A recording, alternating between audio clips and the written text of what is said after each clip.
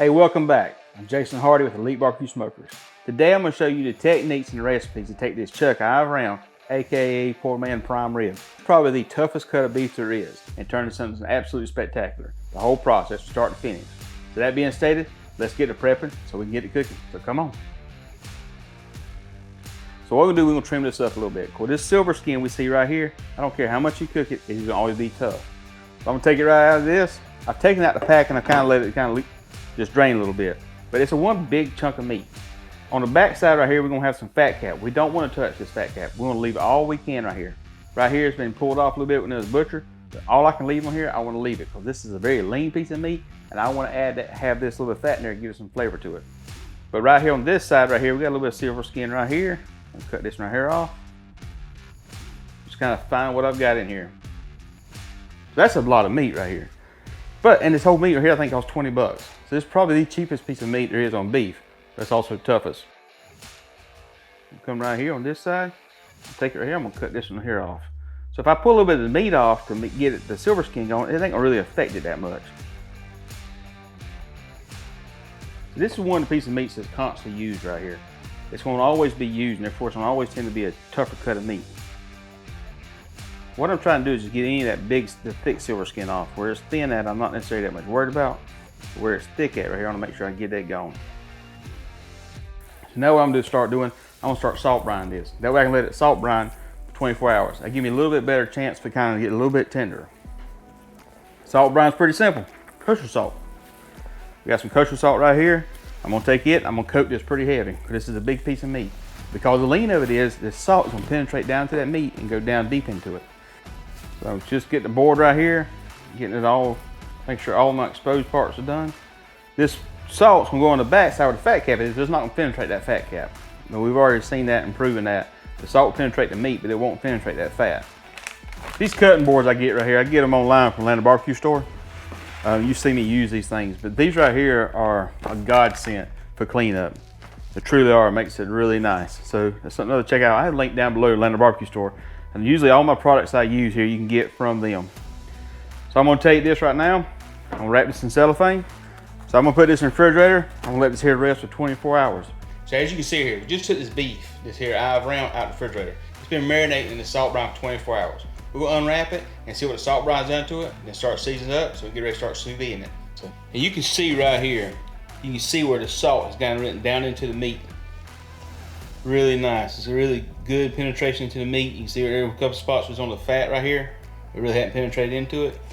So this is a big piece of meat right here. So this meat's take a lot of seasoning to it. The season we're using today is our SPG, salt, pepper, garlic. So we're gonna just season it up. I'm gonna go really heavy with this here. We'll take it right here and keep it in the pan. Just kind of go really heavy with it. We went pretty heavy with the salt within the salt brine. That's really gotten down into the meat. This here's gonna be the seasoning to go on top of the meat. We're gonna take it and just keep going around. We're gonna transfer this over to the vacuum seal bag. Let me go vacuum seal this up. I'll be right back. So as you can see here, we just brought this back inside. We just sealed this up in a vacuum sealer. One thing to note real quick, this is a factory bag right here. As far as the size has already been predetermined and it's already been sealed right here by the factory.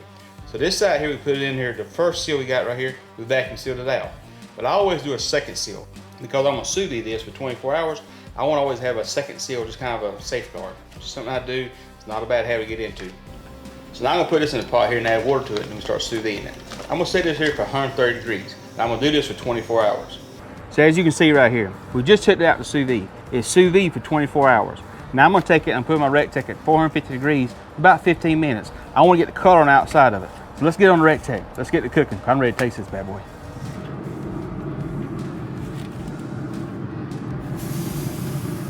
You hear that sizzling? That's gonna be good. All right, you can see now, you see how it's got a little crusty on the outside, crusty, as I call it. The fat cap's even brought down more, kind of rendered out some more. It's kind of darkened up a little bit. We're gonna take this inside, we're gonna slice this bad boy here up. We're gonna taste this bad boy. This here ought to be good, don't you think? Don't it look good? So come on. Let's go inside to it. And you can see the pictures going through the process. I went from a very gray meat after coming out of sous vide to a very colorful piece of meat that I really want to taste and taste bite into. I didn't have that to come out sous vide. So that's what we've done with this. Now, we let this rest about 10 minutes. I'm gonna slice this bad boy up. I want to see what slicing tastes like. Y'all ready? I'm ready. Slice it right now and tell you straight up, it's not slicing tough. The inside right here, 130 degrees, and probably if I do this again tomorrow, I'll probably back that about 121 degrees. Because it still looks good, but it doesn't have that pink inside I'm looking for like a prime rib.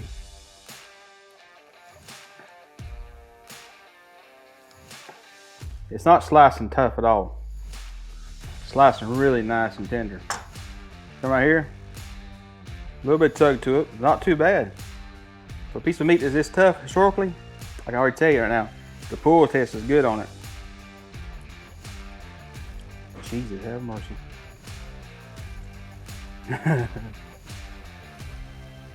This thin piece of meat right here, as big as it is, I think off to $25. That right yonder is absolutely insane. To be this tender, to have that much flavor to it, cost $25. It's mind-boggling. So I'm impressed with it, but we're gonna let the real judge. Dolly, you ready? Dolly liked it. I reckon Dolly like you will too. So let's say the blessing. Let's go eat some supper. Lord, bless food about received. In Jesus' name I pray. Amen. Thank y'all for watching the videos. Give us a thumbs up. Let us know what you think about this here. Try this recipe. All jokes aside, try it.